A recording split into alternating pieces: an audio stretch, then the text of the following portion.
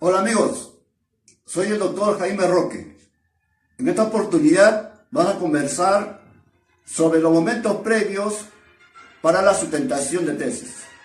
¿Cuáles son las posibles preguntas que me puede realizar el jurado calificador? Para eso te traigo 5 claves. Puede haber muchos criterios, muchas preguntas, pero en esta oportunidad te voy a presentar 5 claves para que lo tengas en cuenta en esa preparación. Por ejemplo, un momento o un punto clave es que tú te pongas en el momento de un ensayo previo. O sea, ponte delante de una pizarra para exponer las ideas principales en la sustentación de la tesis. O también, si es de modo virtual, delante de una laptop o una PC, para que a través de un programa puedas exponer tu tesis a modo de práctica. Eso puede ser un criterio, una clave. Una segunda clave es ponerte en el lugar del jurado. O sea, ponerte qué te va a preguntar los integrantes del jurado. A modo de práctica, hazte preguntas y comienza a responder. Esa forma también una forma de controlar tu seguridad y la forma como vas a responder. Otra clave importante es cómo te vas a presentar. Por ejemplo, de forma formal, eterno, en el caso de los varones, o en traje sastre en el caso de las mujeres, según las normas de las universidades. Pero también tiene que ver en la forma cómo te presentas, con entusiasmo, con alegría, que vas a ir a alcanzar una meta. Para eso necesitas estar bajo el control de tus emociones. Tienes que ir sereno, con seguridad y con mucho entusiasmo a responder tus preguntas en forma propositiva. Entonces, te voy a presentar esas 5 claves y espero que te dé de forma positiva los resultados en la meta de tu licenciamiento, de tu maestría o doctorado. Vamos, acompáñame. Estamos en el tema preguntas más frecuentes en la sustentación de tesis. Voy a darles 5 claves iniciales, 5 puntos en los cuales debemos tener en cuenta en la sustentación de tesis, cuando el momento que nos estamos preparando en el proyecto, empezando desde cero. La imagen de una señorita exponiendo su tesis para ubicarnos ya en el contexto. Las 5 claves iniciales. Puede haber varios aspectos, pero yo les recomiendo 5 puntos. El primero es ponerse en el lugar del jurado para suponer qué me van a preguntar. Este aspecto también es muy importante en la medida que vas practicando, te das una idea, cada uno de los integrantes del jurado, qué me van a preguntar, qué me pueden preguntar. Entonces tú supones las preguntas y vas respondiendo. Esa es una forma también de practicar e ingresar con seguridad también a la sustentación de la tesis.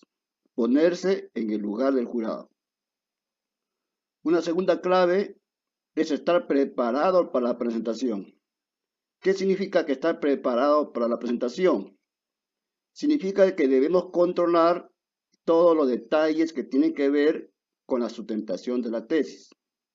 Por ejemplo, hay algunos estudiantes que se preparan eh, guardando la documentación, la tesis, por ejemplo, en la memoria USB, o también guardándolo en la memoria del celular, guardándolo también en el correo electrónico, o guardándolo también en el Word Drive. Entonces tienes ya 4 opciones en la cual tu tesis está guardada para cualquier inconveniente. Con esto quiero decir de que no debe haber ningún pretexto, algo que no esté controlado. Todo debe estar controlado, de tal manera que ese control te da seguridad. Desde luego, aparte es que debes conocer el tema, ¿no? Estar preparado para la presentación es dominar y controlar todos los aspectos del ámbito de la sustentación de la tesis. Tercer aspecto, presentarse en forma formal. o de modo formal. Las universidades piden que la sustentación de la tesis, en el caso de los varones, sea en traje terno. En el caso de las mujeres sea en tipo sastre, ¿no? Modo sastre. Pero más que la presentación formal de la vestimenta, tiene que ver con el control emocional. O sea, el hecho que ya tú te estás presentando de forma formal significa de que ya estás muy seguro de ti mismo, haces control de emociones, te encuentras sereno y puedes responder con seguridad cada una de las preguntas que te hace el jurado. O también durante el tiempo que te dan para sustentar la tesis. Algunas universidades te dan 15 minutos, otras universidades te dan 20 y otras universidades te dan 30. Depende también, dice la norma de la universidad. Pero lo importante es que tú en ese momento tengas la seguridad, estés sereno y el control de emociones. El cuarto aspecto es acompañar al asesor. ¿Qué significa acompañar al asesor? Significa de que ambos están aprendiendo. Ese es un enfoque. O sea, el asesor de la tesis te va a orientar, te va a dirigir, te va a aconsejar durante el transcurso del desarrollo, de la elaboración y la ejecución de la tesis. Pero también como toda persona quiere aprender algo nuevo y tú que estás planteando un problema a través de tus variables y conoces también el tema, vas a brindarle también nuevos conocimientos al asesor. Entender que el acompañamiento significa aconsejar, orientar, aprender algo nuevo. En ese aspecto, esas sesiones, esas reuniones con el asesor y con el investigador o la investigadora, ambos aprenden. Entonces, eso también te da a ti seguridad. Entonces, acompañar al asesor significa que estar con él en todo momento, aprende de él y él también aprende de ti. Ambos alimentan sus nuevos conocimientos. Y el quinto aspecto también es ensayar la sustentación. Significa que los días previos tú haces una simulación. Te puedes poner delante de una pizarra y exponer tal como lo vas a hacer ese mismo día de la exposición, de la sustentación. O si es modo virtual, también ponerte delante del laptop de la computadora y hacer la exposición del tema. Practicar. Eso también te brinda seguridad y la forma de cómo tú vas a superar cada una de las fases o los momentos que tiene la sustentación de la tesis. Entonces, también es importante ensayar la sustentación. Yo te recomiendo los 5 aspectos para que tú lo practiques, lo tengas en cuenta. Como te digo, puede haber varios aspectos más, otros puntos más, pero considero que estos son puntos centrales y que los demás también se puede adicionar, ¿no? O agregar a uno de los puntos que te estoy mencionando. Muy bien.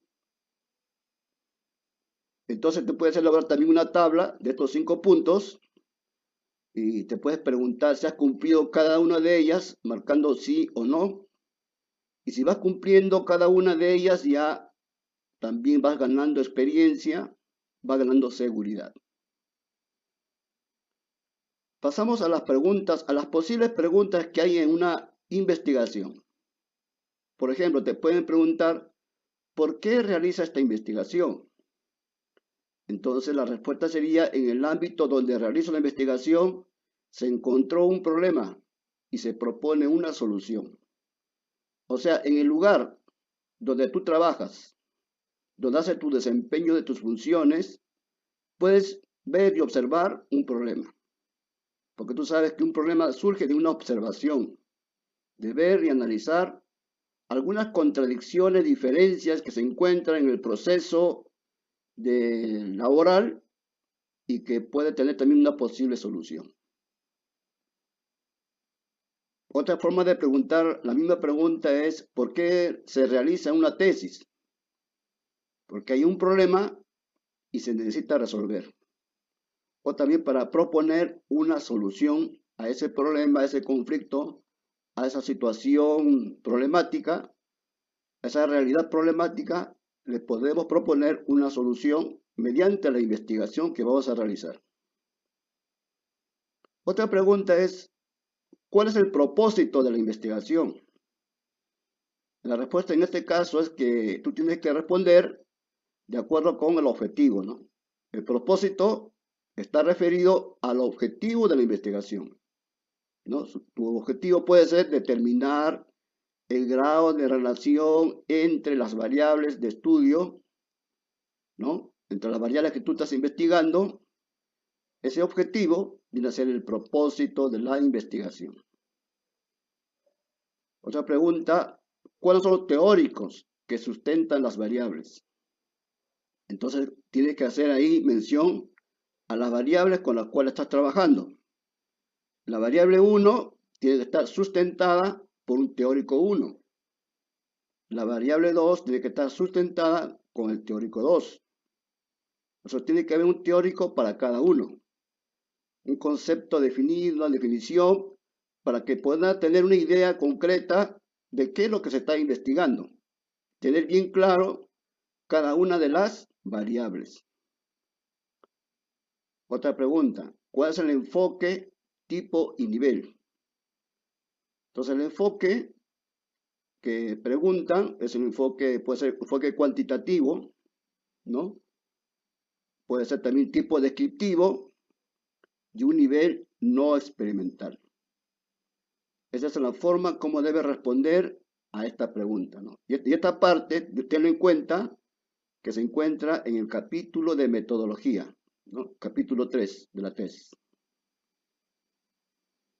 Te pueden preguntar también esta pregunta, como se dice, es de cajón, ¿no? ¿Cuál es el diseño de su investigación? Siempre preguntan esto, ¿no? ¿Cuál es el diseño?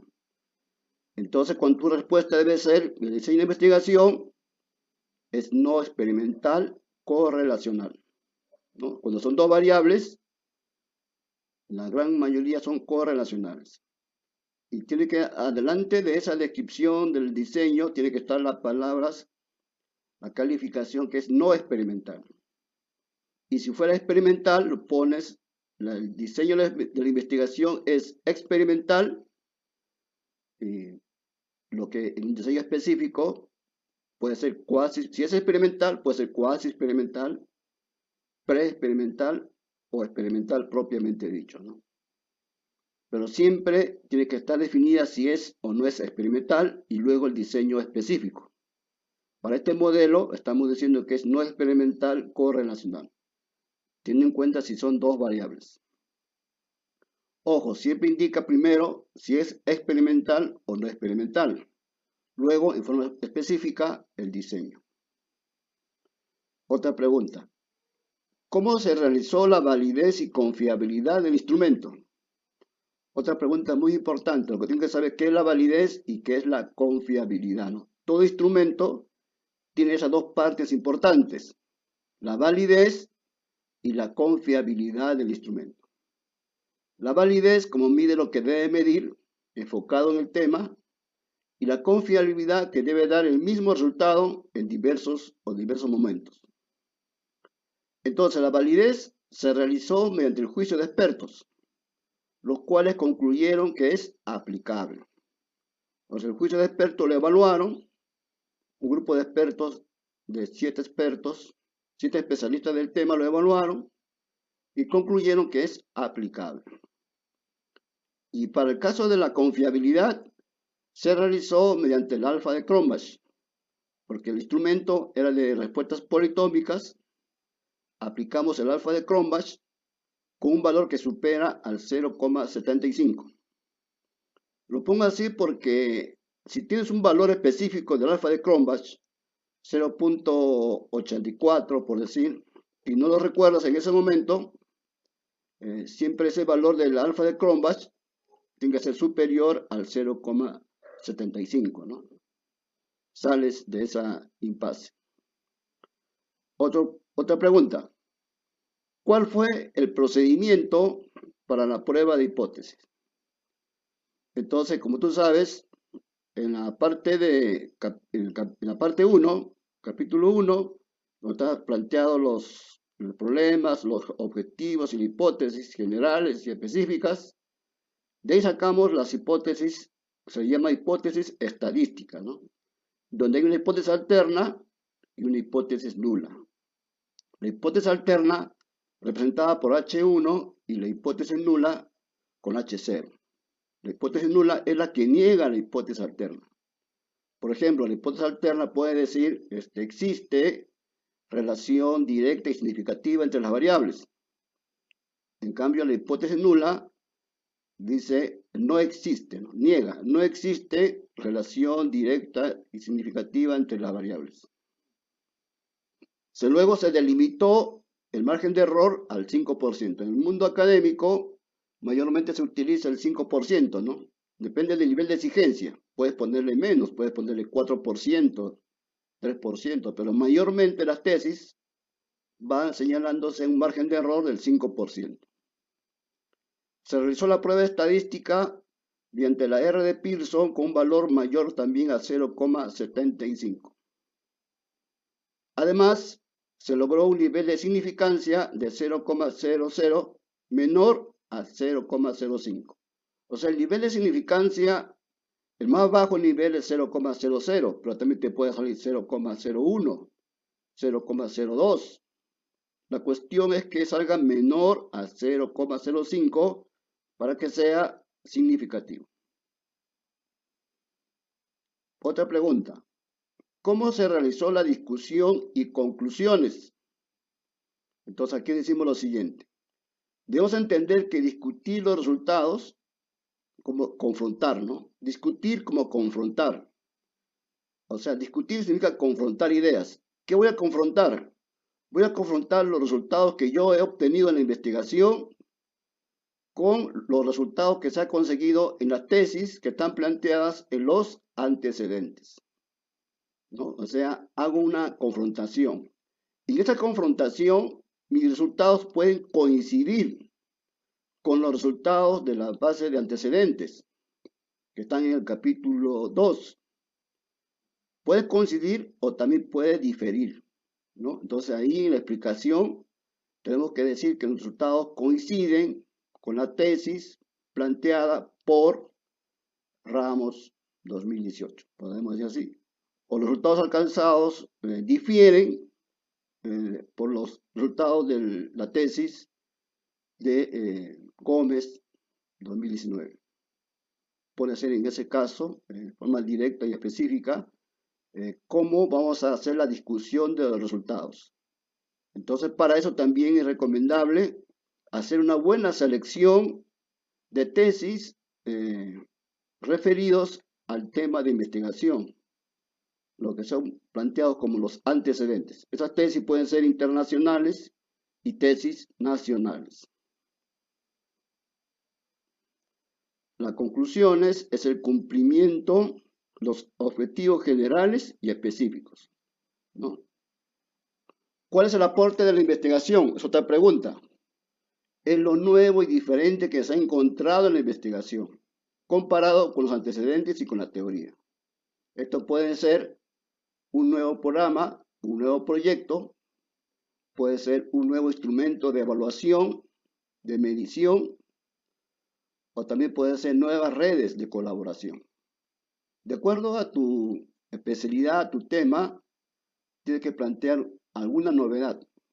Entonces, estás aportando algo nuevo. Entonces, en la construcción de la tesis es importante los nuevos conocimientos, pero también los aportes que tú das en los aspectos prácticos.